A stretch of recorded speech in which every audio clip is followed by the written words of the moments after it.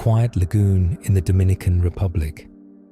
Two experienced divers descend beneath its calm surface into a world of darkness and danger.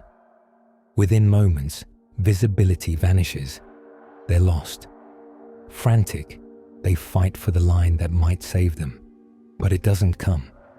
This is not adventure gone right. This is tragedy.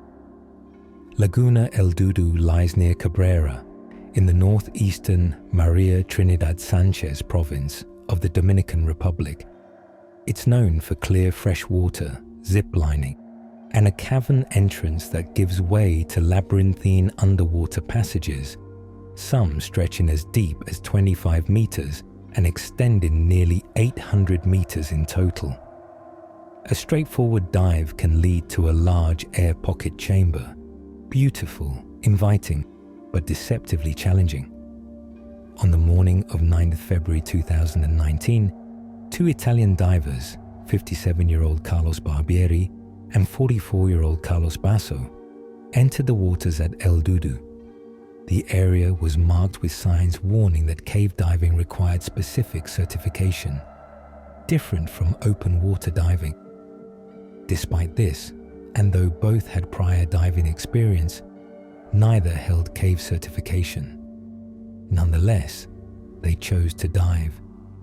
Reports later quoted an instructor warning Basso to get proper training, to which Basso reportedly replied, "There was nothing you could teach me that I don't already know." At around 11:45 a.m., the pair plunged into the cave. They navigated past the cavern's more open section and into narrower, silt-laden passages.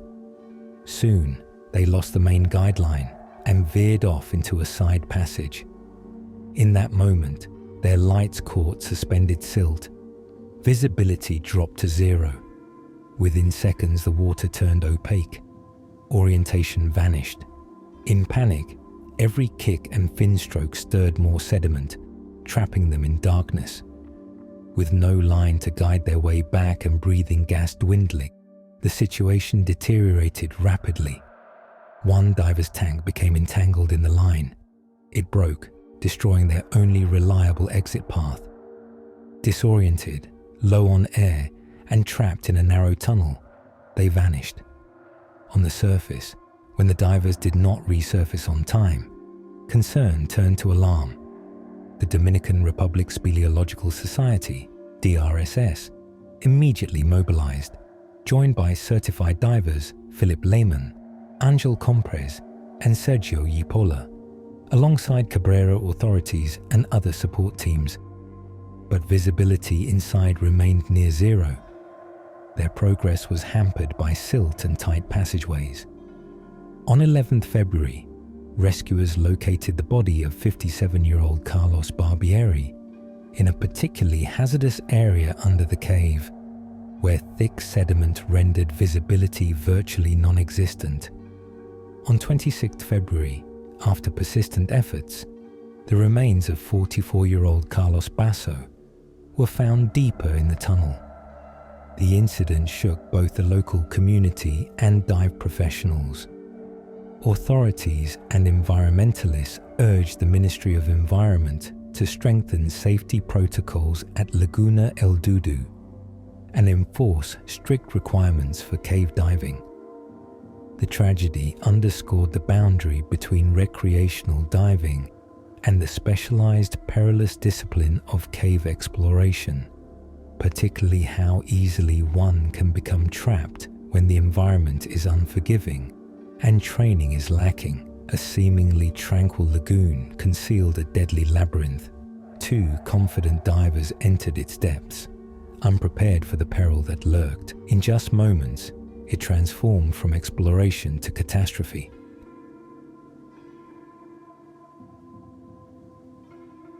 The sun glimmered off the placid surface of Paradise Spring, its waters appearing almost serene, betraying no hint of danger below. Jake Miller, a seasoned cave diver, adjusted his gear and slipped beneath the glassy layer, drawn by the promise of uncharted passageways.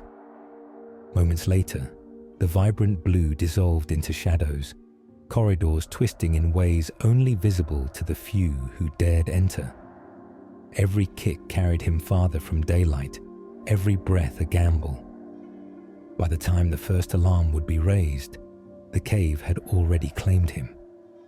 In the silence beneath the spring, the line between discovery and disaster vanished, leaving only the echo of what went wrong and the chilling reminder that even the most experienced divers can fall victim to the subterranean world. Paradise Spring lies tucked away in northern Florida, a jewel of limestone and crystal-clear waters that has drawn divers for decades. To the untrained eye, it appears as a tranquil, sunlit pool, framed by trees and shaded banks. Yet beneath its surface stretches a network of submerged caves and tunnels, carved by centuries of water slowly dissolving the limestone bedrock. For those who venture below, the environment is both breathtaking and unforgiving, a hidden labyrinth where beauty and danger coexist in equal measure. The region's karst geology has created a landscape peppered with sinkholes, underground rivers, and caves that can extend for miles.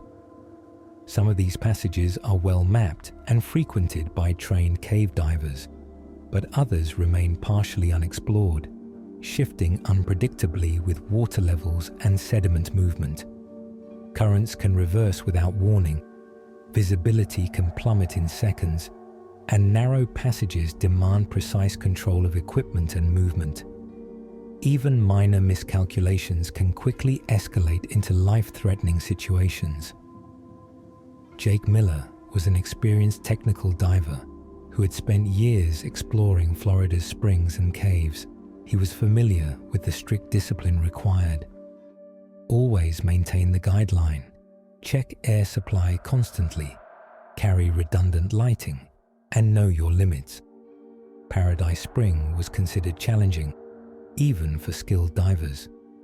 It offered chambers of remarkable clarity and formations that seemed untouched by time, but also required navigation through tight passages filled with silt, where a single wrong kick could turn a familiar corridor into disorienting darkness. The spring's surface provides little warning of what lies beneath. On calm days, sunlight sparkles off the water, birds chirp in the surrounding woods, and the environment seems inviting. But beneath, tunnels twist and descend, carrying divers into a world indifferent to human skill or ambition. For many, the allure of discovery outweighs caution. For Jake, the thrill of exploring a section few had navigated was irresistible. On the morning of his final dive, Miller arrived at Paradise Spring prepared, focused, and eager. His tanks were double-checked, lights were tested, and the guideline was ready. Yet, despite preparation and experience, the cave demanded more than knowledge. It required vigilance, humility, and respect for the unseen forces that govern every chamber and corridor. In those hidden depths, the line between triumph and tragedy is finer than most can imagine. The morning was calm, with a soft breeze rustling through the trees around Paradise Spring. Jake Miller arrived early, alone at first, meticulously arranging his gear on the shaded bank. Tanks were balanced and checked, regulators purged, and lights tested to pierce the darkness he would soon enter. Every piece of equipment had a purpose, every strap and clip secured. To a casual observer, it seemed like routine preparation, but in the world of cave diving, even the smallest detail can mean the difference between life and death. Miller was not new to these waters. He had explored the spring's known passages countless times, mapping chambers and documenting formations with precision. Yet he also understood the cave's unpredictable nature. The limestone corridors were narrow in places, with tight turns and abrupt drops that could disorient even the most seasoned diver. Silt, easily stirred by fins, could reduce visibility to near zero in seconds, and currents could shift suddenly, pushing against a diver in ways that made orientation nearly impossible. As Jake adjusted his mask and checked his final equipment, the sun reflected off the water's surface, shimmering with deceptive calm. There was a tension beneath the quiet. A cave diver always senses the duality of promise and peril. Even the most experienced divers know that what lies beneath can quickly erase confidence. Miller reviewed his plan mentally. Depth limits, air management, turnaround pressures, and the path back to the surface. He knew that any deviation could prove fatal. Yet the lure of unexplored chambers beckoned. Other divers in the area watched from a distance, offering nods or gestures of encouragement, aware that Miller was venturing deeper than most would dare. He carried with him the accumulated knowledge of countless dives, yet the cave itself remained unaltered by human presence. Indifferent to skill or ambition, the submerged corridors awaited, patient and unyielding, a landscape shaped over millennia by water and time. When Jake finally slipped beneath the water, the world above faded. Only the narrow beam of his lights and the feel of the guideline beneath his fingers connected him to the familiar. Every kick propelled him further into the unknown, deeper into a realm where mistakes are magnified and time stretches unnervingly. The surface seemed a distant memory, and the spring, tranquil and sunlit moments before, had transformed into a silent, exacting test of skill, composure, and luck. At first, Jake Miller's dive proceeded smoothly. He glided through the crystal-clear waters of Paradise Spring, following the guideline with practiced precision. His light cut a narrow beam through the serene water, revealing walls of pale limestone streaked with mineral formations. The sound of his regulator punctuated the silence, a steady rhythm that matched his controlled movements. Each kick was deliberate, each hand carefully tracing the guideline. As he ventured further into a labyrinth few had navigated. For a time, the cave offered moments of breathtaking beauty. Chambers opened unexpectedly, ceilings arched into natural cathedrals, and stalactites hung like suspended chandeliers.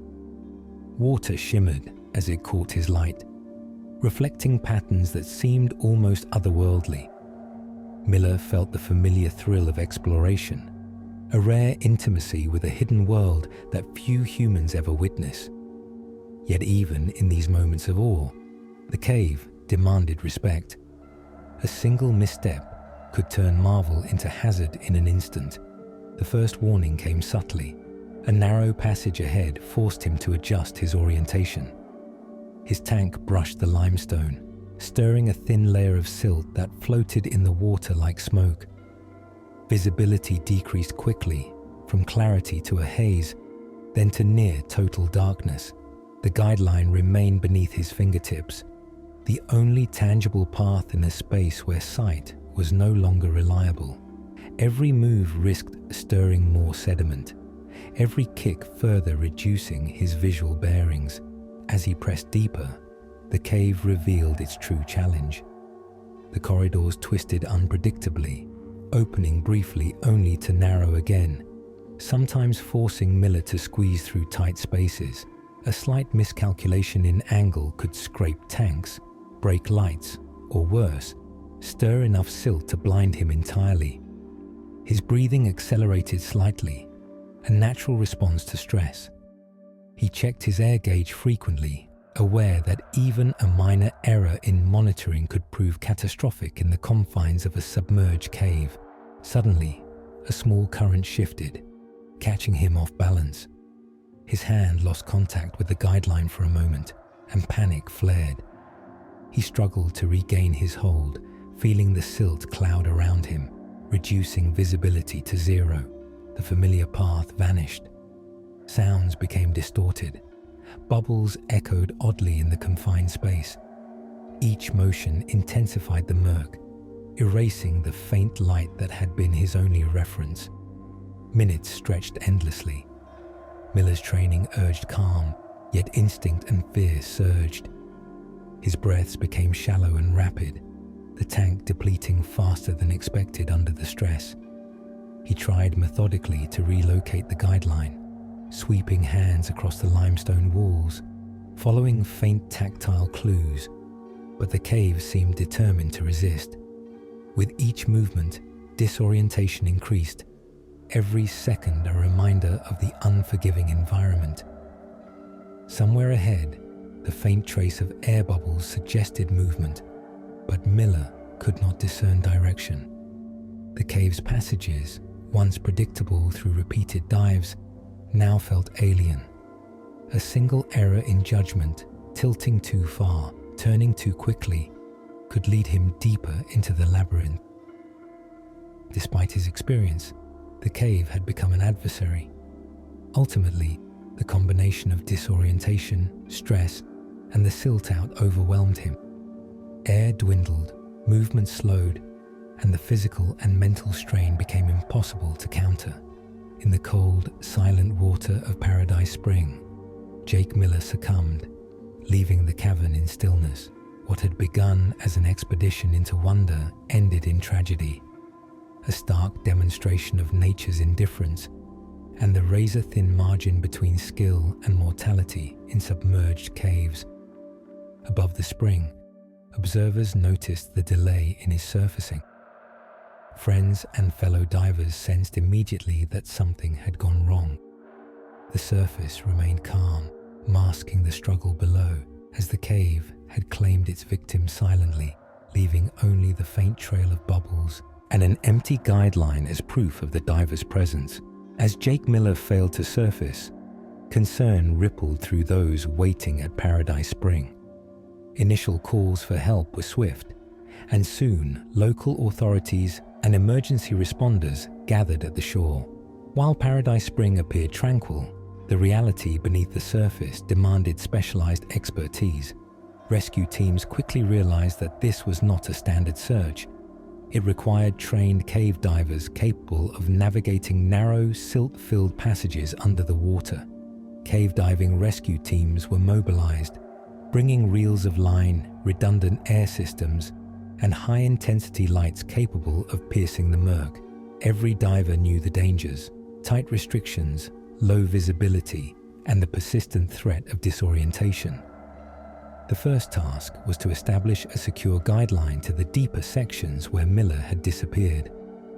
Progress was slow, deliberate, each movement measured against the risk of further stirring silt or worsening conditions. Inside the cave, the environment had changed dramatically.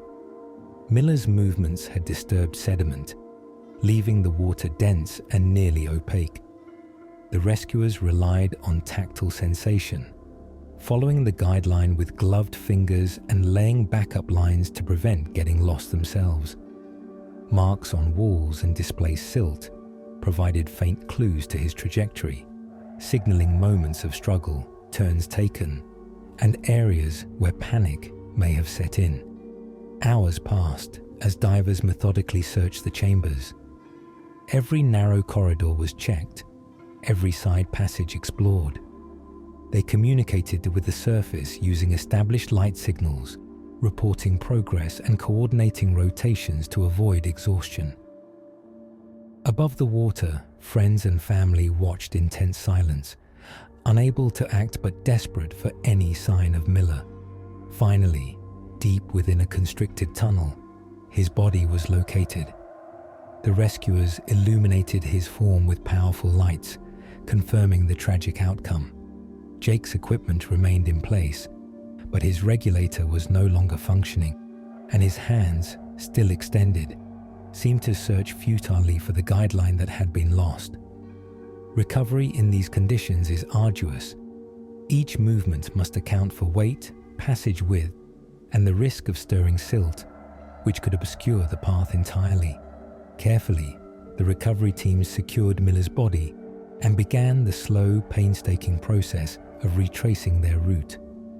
Progress was measured in inches, as every motion carried risk in the narrow, unstable cave environment. Finally, after hours of effort, the surface came into view. When his body emerged, grief and relief mingled at the shoreline. silence had been shattered by sobs and whispered prayers. The cave had remained indifferent throughout, yet the professionalism and determination of the recovery divers brought closure, allowing loved ones to mourn properly. The incident underscored a hard truth for the diving community. Even the most experienced divers can succumb to the hidden hazards of submerged caves. It reinforced the importance of redundancy, guideline discipline, and humility before the underground environment. Jake Miller's final dive became both a personal tragedy and a critical lesson for those who follow in the labyrinthine corridors of Florida's springs. Jake Miller's death sent shockwaves through the local and broader diving communities. Friends, fellow divers, and family were left grappling with the sudden and tragic loss of a skilled, experienced individual. Memorial services highlighted his adventurous spirit and dedication to the exploration of underwater caves, while the incident itself became a cautionary tale about the unforgiving nature of subterranean waters. Cave diving organizations and instructors analyzed the circumstances, emphasizing the dangers posed by siltouts, tight passages, and the loss of guideline contact. Miller's dive became a case study in training programs, demonstrating how quickly a routine exploration can escalate into a life-threatening scenario despite extensive experience. Discussions often highlighted key contributing factors: overconfidence, environmental unpredictability, and the critical importance of redundant safety measures. Locally, Paradise Spring took on a more somber reputation. While some divers continued to explore its passages, many approached the site with renewed caution, fully aware of the risks that had claimed a seasoned diver. The incident reminded the community that mastery of technique cannot eliminate the inherent hazards of the underwater cave environment. Jake Miller's legacy endures in safety briefings, training materials, and the memories of those who knew him. His story serves as a solemn reminder that the allure of discovery is inseparable from the potential for tragedy, and that respect for the subterranean world's strict rules is essential for survival. In the end, his life and loss reinforce a universal lesson. Even expertise cannot grant immunity against nature's indifference. Paradise Spring lies tranquil once more, its surface betraying nothing of the struggle beneath. For those who remember Jake Miller, the waters conceal a story of ambition, skill, and a fatal miscalculation. His final dive is a reminder that the hidden corridors of stone and water are impartial, offering neither mercy nor warning. Above the spring, sunlight dances across calm waters, yet below, the cave's passages remain exacting and unforgiving. Every diver who follows in Miller's path carries his story as both inspiration and warning, a testament to the delicate balance between curiosity and caution. Survival in these subterranean worlds is reserved for those who respect the environment's strict demands, remain disciplined under pressure, and understand that even the most experienced diver is vulnerable to the silent, relentless challenges of the underwater labyrinth.